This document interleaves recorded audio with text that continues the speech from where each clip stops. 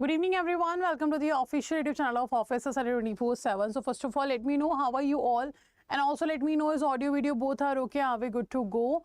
So this is our session regarding your Indian economy, Indian financial system sessions, which we are regularly having Monday to Saturday in the evening at 7 p.m. So if you are new to the channel and if you are new to this particular session of mine and you are not following my session, so I would love to inform you all that we have already covered module C and module D in form of advanced questions. If you haven't seen those sessions, you can go to the playlist of the channel.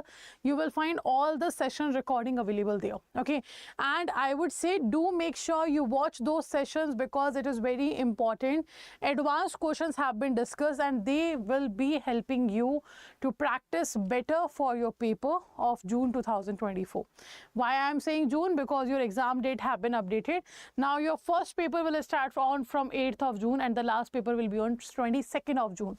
So now it is June 2024 paper, and you can see this is our crash course series in which module C we have started and also completed, and we now is at the module B, and this is class number 12 in which we are going to discuss Indian economy, Indian financial system, module B, that named as your economic concepts related to the banking, in which already we have discussed the unit number 12, that is fundamentals of economics, microeconomics, macroeconomics and types of economics. We have already done this. Now today we will be talking about the supply and demand. Okay, so before moving forward with the topic questions, let's understand the basic of this topic. If we talk about demand and supply, they both have inverse relation. Demand and supply both have inverse relation. If the demand is increasing, the supply will decrease. If the demand is decreasing, the supply will increase. First thing. Okay, second thing is that demand creates its own supply. This is true, and the supply creates its own demand. This is also true. Reason? Because these are the two ways to study the economy, that is one from the demand side and one from the supply side. Both the theories are correct and they have been given by Mr. J.M. Keynes and Mr. J.B. Okay, now the next thing is we have to cover the law of demand and law of supply. The law of demand says that the price and quantity demanded have a inverse relation. They have a negative relation. So according to law of demand, if the prices are increasing, the quantity demanded will decrease. And if the prices are decreasing, the quantity demanded will increase. That's the inverse relation between the price and quantity demanded of our country. That's the law of demand. Okay, now when it comes to the law of supply says that there is a direct relation among or between the price and quantity supplied. It means if the price is increasing, quantity supplied will also increase. If the price is decreasing, the quantity supplied will also decrease. So these are the law of demand and law of supply we have. Do remember, demand supply have inverse relation. Demand creates its own supply, supply creates its own demand. Law of demand says that the price and quantity demanded have inverse relation, they have negative relation. Law of supply says that the price and quantity supplied have a direct relation, a positive relation. Okay. Now let's move forward to the questions and discuss about the topic more.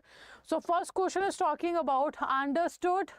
What is understood by the law of demand? So out of these statements, which of the following statement is actually defining right the law of demand? A, B, C or D. First is saying when the price of commodity is raised and other things not being constant. Achha, one thing is there, when you are studying law of demand chapter, and when you are studying this chapter, do remember that in your mind, other things remains constant is a constant statement you have to use in this chapter. Like if you are talking about a law of demand, so you will say other things remains constant, but when the price of commodity is increasing, the demand will decrease. In the law of supply, you say other things remains constant, but when the price of commodity increases, the quantity supplied will also increase. So this statement, other things remains constant, is the constant in your topic of demand and supply. So here the bracket is saying other things not being constant. This cannot be true, because other things have to be constant if you want your law of demand and law of supply will be applied. Otherwise, law of demand and law of supply will not applied here. Other things have to remain the constant for the law. Second is saying when the price of a commodity is raised and other things being variable. No, we want a constant things. So third is saying when the price of commodity is raised and other things being constant, this is true. The buyers tend to buy less of the commodity. Because what? Because the price raised, buyers are tend to purchase less commodities. Okay, other things are constant. Similarly, when the price is lowered, other things being constant, quantity demanded will increase, and this is very much true. So law of demand says that the price increases, so quantity demanded will decrease, and if the price is decreasing, the quantity demanded will increase. But the other things have to remain the constant. Other things have to what? They have to remain the constant, then only this law of demand will follow. Otherwise, no. So right answer here will be your C option. Right answer we have is C option. Next, quantity supplied has a dash relationship with price. The quantity supplied have a dash relationship with price, sorry. So quantity supplied and the price, this is a law of supply. And law of supply says price and quantity supplied have a direct relation. It's a direct relation, it's a positive relation, not an inverse relation. Inverse means opposite, negative. So right answer is first and second. So option number D will be correct. So quantity supplied has a positive relationship with price, or quantity supplied have a direct relationship with price. Both are correct. So right answer is D. Okay. Next we have here, in case of price of related goods, the substitute goods have a dash relationship with supply and the complementary goods have a dash relationship with the supply. So you have to answer now, like the price of related goods, the substitute goods have a relationship with supply and the complementary goods have a relationship with supply. What kind of relationship these goods have when the price of related goods are increasing? Negative increase, negative inverse. So two statements are same, negative inverse, negative direct, let's say. Okay, then inverse direct and direct positive. So which of the following option is correct here?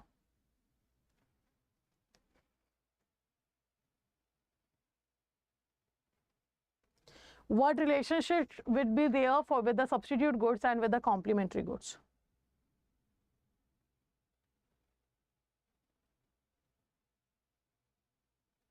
Okay, so right answer here will be in case of price of related goods, so the substitute goods have what? They have the inverse relationship with supply. Inverse relationship with the supply. So it cannot be negative. Negative is inverse, so the only option you can eliminate here is direct, because inverse and negative is same. And the next thing we are talking about, and the complementary goods have a what relation? They have a direct relationship with the supply. So first is in the inverse and second is direct. So first is inverse, second is direct. I guess B and C both are correct here, because negative means inverse and the direct we have written here. So right answer is B and C both will be there. So simply the inverse relationship will be here and the direct relationship will be here. In case of price of related goods, we are talking about increasing. Next, the equilibrium price is also known as. So equilibrium is a situation where you find demand is equals to supply. That's the equilibrium situation. It means quantity demanded is equals to quantity supplied. That's not possible practically, but if this happens, it will be known as your equilibrium. Okay, so you have to answer here which of the following is correct. So first is saying market price as it equates the market demand and market supply at the point. Second is saying optimum price as it is the point of blush. Third is saying real price as it takes into account all the real cost and benefit. Fourth, market clearing price, there is no excess or shortage of demand or supply at this point. So which of the following is correct here? A, B, C or D, which of the following is correct here? So equilibrium price, if we are talking about, it means the market clearing price. It is what? It is a market clearing price where there is no excess, no shortage of demand and supply in the economy. That is your equilibrium. So right answer will be your D option. Okay, right answer you have is D option. Clear? Next question. Which among the following statement are not correct in relation to the concept of demand schedule? Not correct in relation to what? In relation to the demand schedule. So what is demand schedule? When the relationship between price and quantity demanded have been represented on a tabular form, that is known as your demand schedule. So first is saying it is the relationship between demand and quantity bought. Second, it is the relationship demand and quantity bought. No, it is the relationship between price and quantity bought. This is true. It is the relationship between income and demand. Obviously not. The ideal demand schedule is downward sloping. This is true. So second and fourth is true here.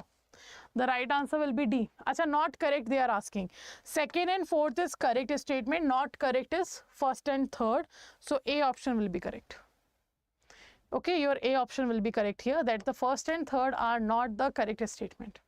Always remember, demand curve will be downward curve and supply curve will be your upward curve. Hana, do remember that. Next. Forces behind the supply curve. Cost of production, technological advance, government policies, all of the above. Forces behind the supply curve.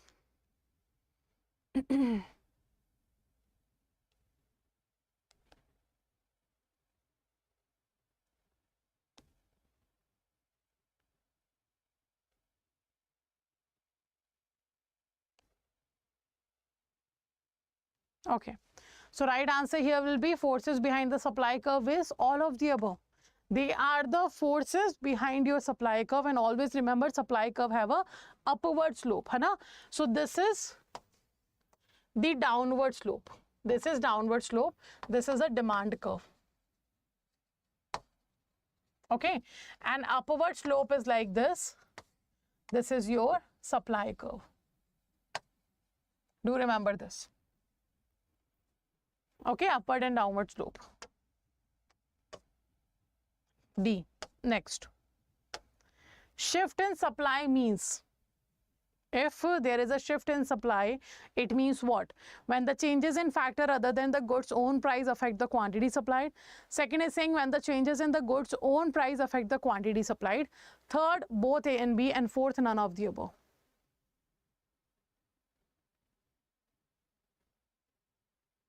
Answer this question. A, B, C or D, which of the following will be correct? So you can see here, if there is a shift in supply, Hana, it means what?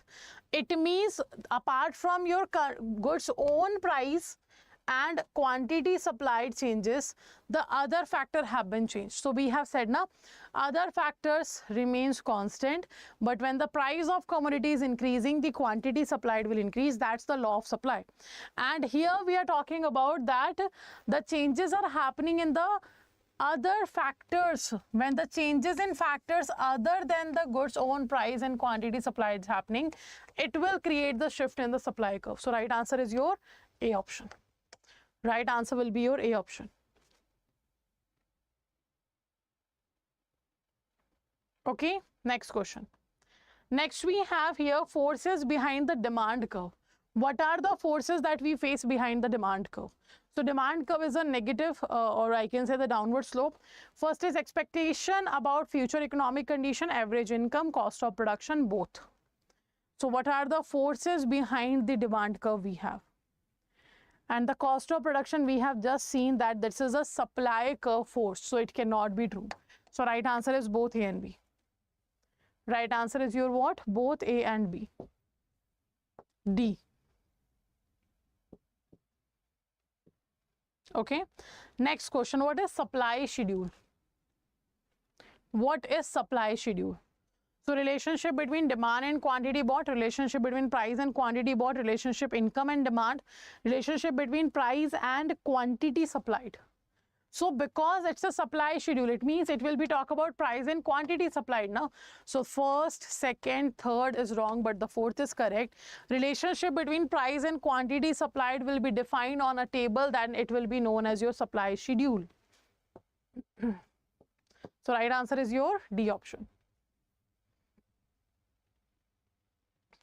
Okay, next question we have here, this is a very interesting phenomena about which we are talking about, है ना? The more we consume, the lesser satisfaction each additional unit of consumption will give us. Like what happened now? Let's say first time when I shifted to Gurugram, first time I had a slice of pizza, for example, and I liked it very much because it was the first time I consumed pizza.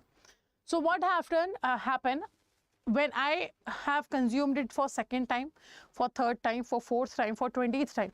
Now it doesn't feel good. Why? Because every time I am consuming that particular same product in a continuous way, it somehow decreases the satisfaction with that particular product.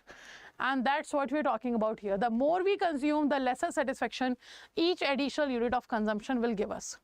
So for example, if we are extremely thirsty, the one glass of cool water will give us a lot of satisfaction.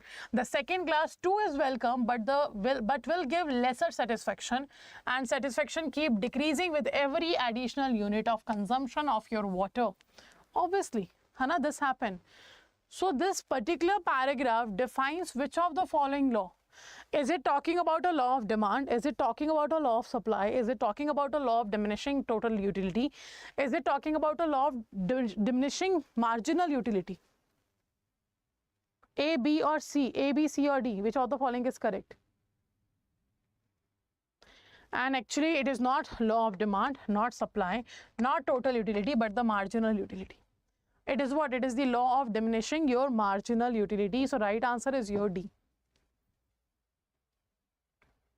Okay, so let me know how many answers you have given correct here on the demand and supply chapter. And if you have any doubt and you are watching the session in the recorded form, then do ask your doubts in the comment section. Like if in any video, if you have any doubt, you can drop your comment in the you can drop your query in the comment section. Our teams regularly checking the comments on each and every video. They will let me know that there is a doubt and I will give you the answer of that. Okay, so do make sure you ask your queries, and let's move forward. The one more information I want to give you, that double validity and 80% discount is going on the Mahapack, and all the other batches have the 80% discount, in which from 15th of April 3 new batches are starting. One is your AFM numerical batch, one is your English medium crash course 2.0, and that crash course 2.0 bilingual is starting from 15th of April.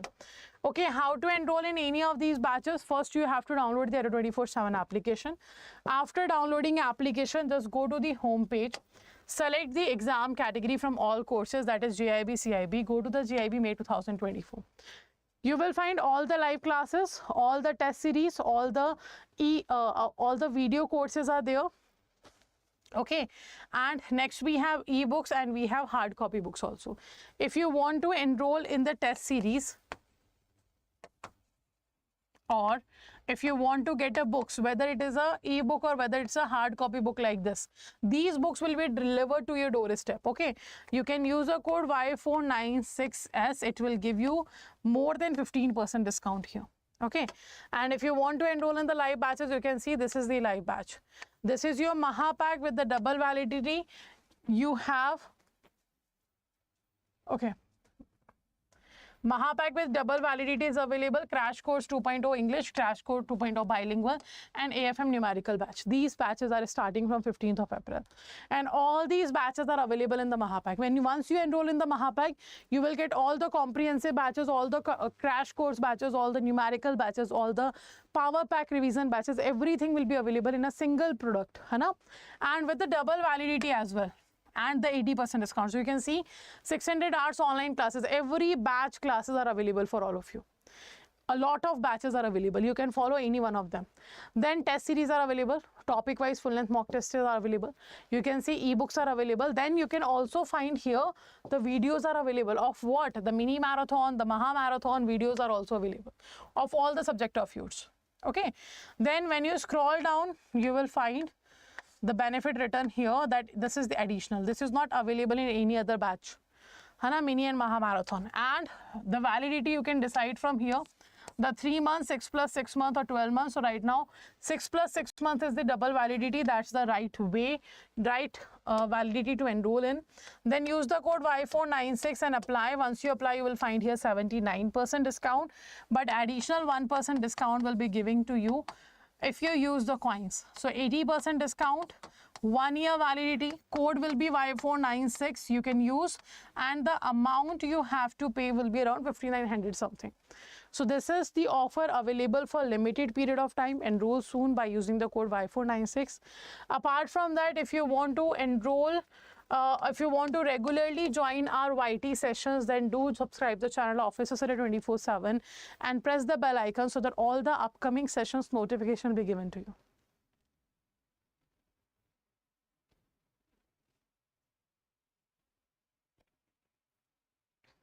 Okay, so this is all for today. We'll be ending the session here only, and if you have any doubt, you can always ask in the comment section, and do not forget to join all the sessions on Officer Study 24/7, because all sessions are going to help you to practice more for your exam. Okay, so that's all for today. Thank you everyone for joining the session. We'll see you in the next class tomorrow. Take care.